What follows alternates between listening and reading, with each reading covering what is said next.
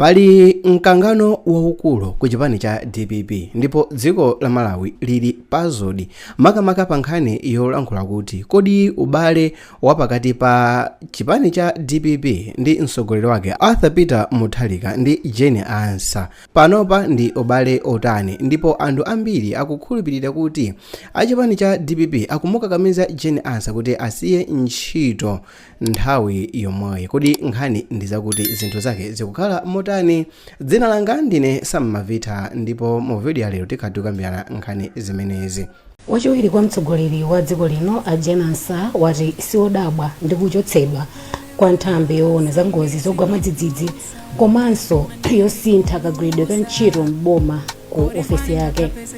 Pakumveka malipoti akuti pali pempho limene ndi gawo la dongosolo lalikulu limene likuchitika mwakachetechete pamene gulu laling'ono la anthu okhulupirika kwa president lakhala likukhazikitsa bungwe losavomerezeka limene tsopano likulamulira zisankho zazikulu kwambiri za boma. Cholinga chawo ndi kulimbikitsa mphamvu zawo ndi kuletsa aliyense amene angakhale mbali ya gululo kulowa m'malo mwa president.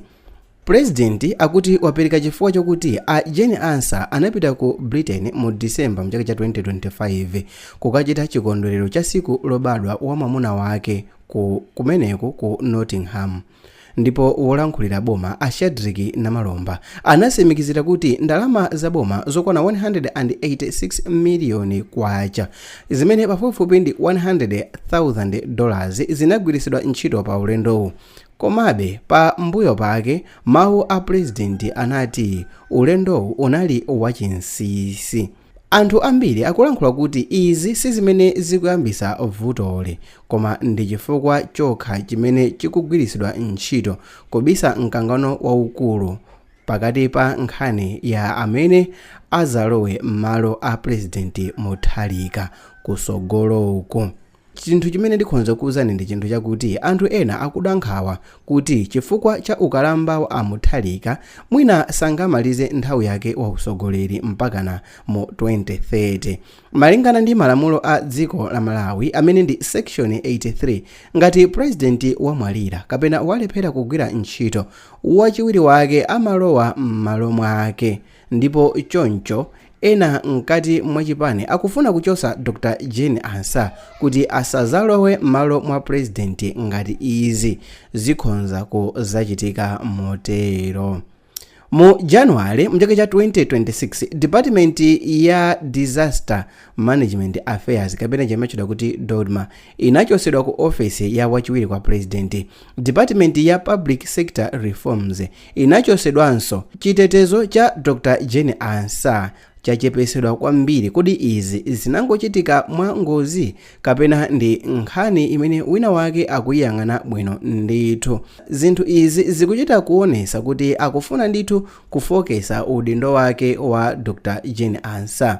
Ngakhale president atapempha kwa Jane Ansa kuti asiye ntchito, koma malamulo salola kuti president amukakamize vice president wake kuchita zimenezo.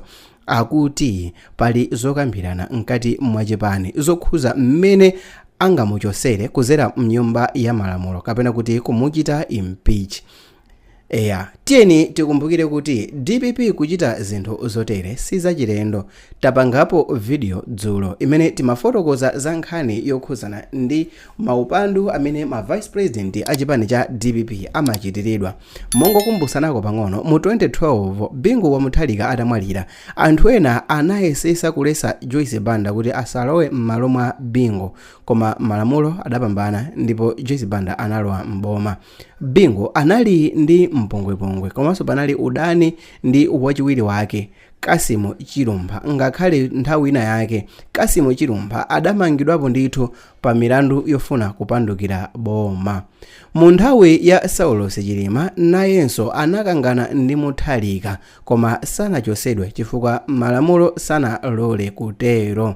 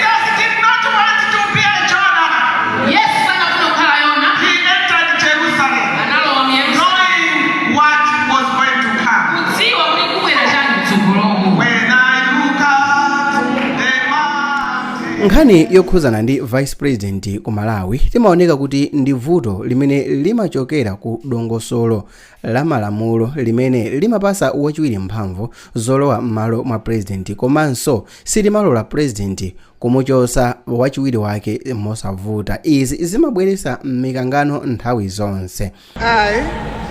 Justice Dr. Jenny Ansah, SCJA, retired. Justice Dr. Jenny Ansah, SEJA, retired. Do solemnly swear. Do solemnly swear. That I will well and truly perform. That I will well and truly perform. The functions of the high office of Vice President of the Republic of Malawi. The function of high office of the Vice President of the Republic of Malawi. And that I nkhani ya wachiwiri kwa wachiwiri a Enoch Chihana nayenso ikukumana ndi mavuto. Iyeyo akuzuzulidwa pagulu ndi akuluakulu a chipani cha DPP.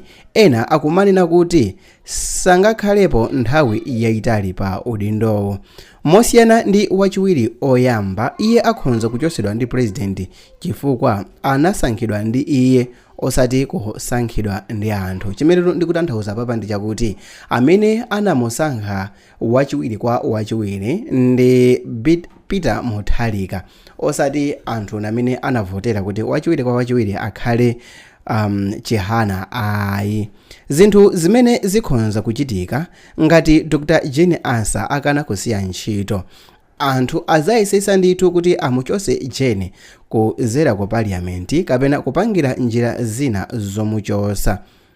Koma tiyeni tizindikire kuti pali mantha akuti chifukwa cha ukalamba wa Mutharika amene ali ndi zaka pafupifupi 86 ngati angalephere kugwira ntchito kapena atakhala kuti wamwalira ndi kuti Jenny Ansah akhonza kulowa m'malo mwake mosavuta, ndipo izi zingachose mphamvu ku gulu la anthu amene akulamulira panopa chifukwa sitikudziwa kuti a Jenny Ansah atakhala kuti atenga boma la dziko la Malawi azayambisa chipani chawo kapena azakhala ku seko imene yachitidwa dominate kwambiri ndi anthu achikulire ku DPP, imene yachitidwa kwambiri dominate ndi amuna than imene alili amayi, imene kwambiri ma decision makers yake timaona nthawi ndi nthawi ndi omweomwewo. Kodi a Jenny Ansah azatengabe Minister of Finance ndi kukhala amwanamveka, azatengabe a Minister of Tourism kati transport manager ndi kukhala a Japi Mohango, azatengabe anthu osiyanasiyana nkuwasiya maudindo osiyanasiyana ngati mmene zikuchitikiramu, kapena iwo azagalukira kenakonso DPP ndi kuzapezeka ku opposition. Awa ndi ena mwa mantha amene akumakhalapo makamaka ku nkhani yokhuzana ndi anthu. Ku dziko la Zimbabwe, Mnangagwa anachosa malamulo okuti anthu akhonza kumavotera limodzi ndi president, ndipo m'malo mwake pa 7 May mchaka cha 2021 Mnangagwa anathandizira kuti pakhale lamulo lamphamvu lakuti president azisankha mwapaderadera vice president wake, ndipo president iyo akhonza kumuchosa vice president wake mwakufuna kwake osati kuti zinthu zizichitanso kubwera m'malamulo kapena kugwiritsa ntchito parliament. Dzina langa ndine Sam Mavita, ndikufunseni funso lakuti mmene zinthu apapa zikuyendera inuyo mukuziona motani. It's your boy Sam Mavita. Bye.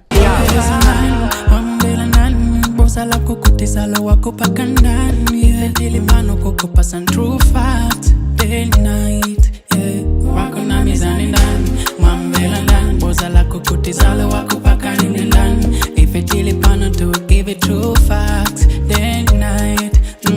From Sanje to Chitipa ndife number 1. Makata when they fail. If it really panel put your smile upon your face.